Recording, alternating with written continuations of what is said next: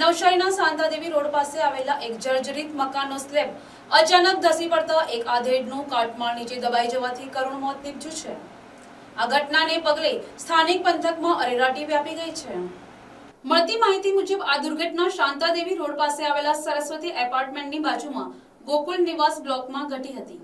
ગઈકાલે બપોરે ધર્મેશભાઈ નામના આધેડ પોતાના ઘરમાં સૂતા હતા।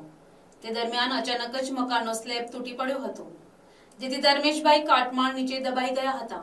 આજે સવારે આશરે 10 વાગ્યાની આસપાસ જ્યારે તપાસ કરવામાં આવી ત્યારે સમગ્ર મામલો પ્રકાશમાં આવ્યો હતો। તપાસ દરમિયાન ધર્મેશભાઈ કાટમાળ નીચેથી મૃત હાલતમાં મળી આવ્યા હતા।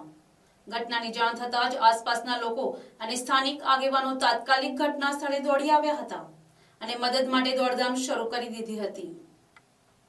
પોલીસ કાફલો અને એમ્બ્યુલન્સ તાત્કાલિક સ્થળ પર પહોંચી ગયા હતા।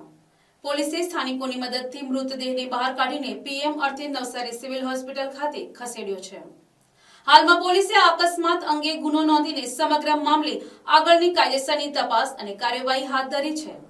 મકાન કેટલું જર્જરિત હતું અને આ અકસ્માત પાછળ અન્ય કોઈ કારણો જવાબદાર છે કે કેમ તે દિશામાં પણ તપાસ થઈ શકે છે।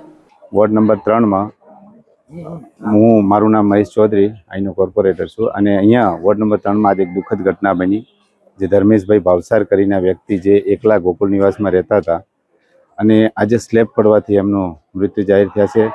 કાલે સુધી એમ કમ્પ્લીટ હતા, એમના ભાઈ એમને જમાડી ગયા હતા, થોડા મગજના માનસિક રીતે થોડા પેલા હતા, એટલે આજે સવારે અમને તાત્કાલિક જાણ કરતા અમારી પૂરી ટીમ, અમારા 4 કોર્પોરેટર મિત્રો અને અહીંના અમારા બધા અહીંયા તાત્કાલિક સ્થળે આવ્યા અને ફાયર બ્રિગેડ ટીમ, પોલીસ અને અમે 112 ને ફોન કરી અને પછી અહીંયા અંતિમ બાની બોલાવીને એમને સિવિલ ખાતે અત્યારે લઈ ગયા છીએ।